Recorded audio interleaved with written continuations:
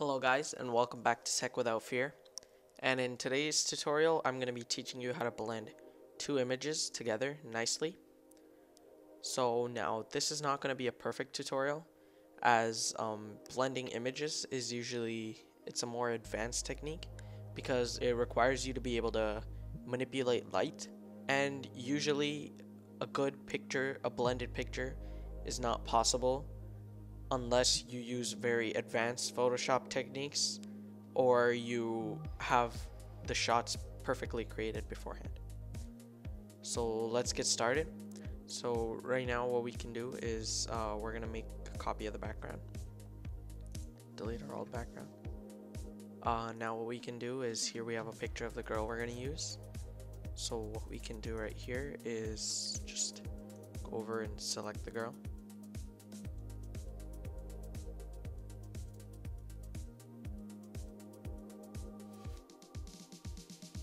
It's okay if you're not perfect at this point, because we will be changing a little bit. Alright, so what we're gonna go and we're gonna do refine edge. We can see our edge is very sharp, we don't want that little. So we're gonna just go increase the edge smoothing a little.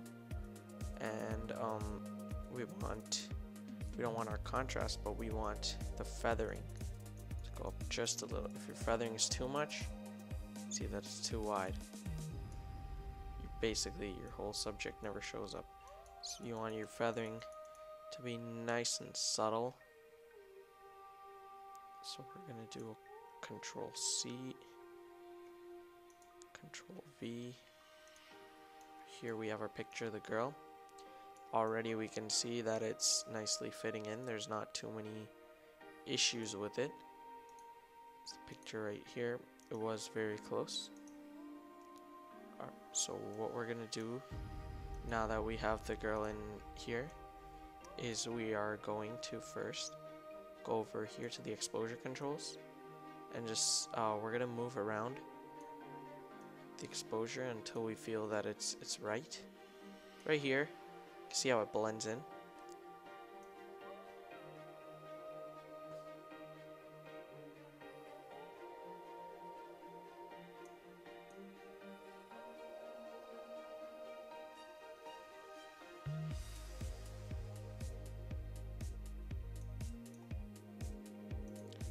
We can also go back here to our primary layer and then go to the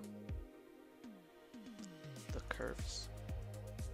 We can move those around to fit our needs. Now that we have this, it's pretty good already, but we want to make it a little better.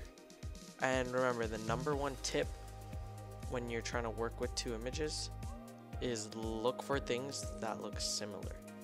You don't want to be operating with two completely different photos that have almost no correlation together, and it's much better when you have two photos that have similar lighting, even though we see the lighting is a little bit brighter in here. So we're gonna go here, layer, layer mask, and reveal all. And then we are going to go to the eraser, turn the opacity down 12%, very low. Turn the brush size lower, hardness 0.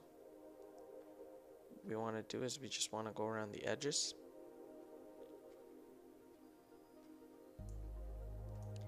And what we're going for in this image is a kind of ghastly appearance.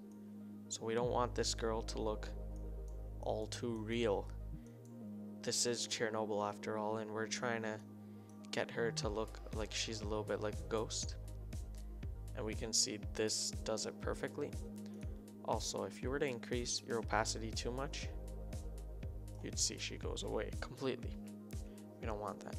What you can also do is you can turn your opacity just down to around half, increase your size a lot.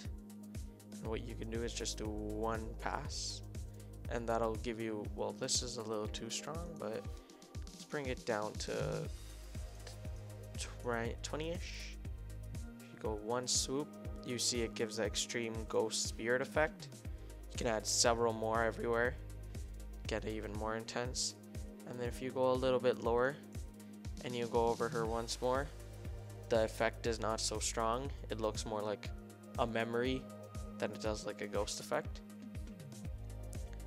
So another thing we can also do, turn your brush size down to an extremely low amount, and turn the hardness up pretty strong, and keep the opacity low. And what we can do is look for these edges where we see there's a little bit too much white showing, and we can just go over there and color them in ourselves. Because our brush is so small and it has such a low hardness and a very high softness, you'll see that our changes won't have too huge effects. That's why we can do multiple passes again and again without having to worry about anything fading out. See, all this stuff that you apply here won't really apply because you're working on a layer mask, so you can do whatever you want over here as long as it's not interfering with the image. It won't apply, and that's why masks are such a great thing to do, because they're not permanent. You could delete a mask and restart completely without having to Control Z your way back to the start. We could see picture's pretty good. We could reposition it a little if you didn't like how it was looking. You can have her be small, not like that, but you can have her be smaller or bigger as if she was closer. This does look pretty nice, but you see the closer we get, the less realistic it looks. But I hope you like this video, and please subscribe, like, and comment. Thanks for watching.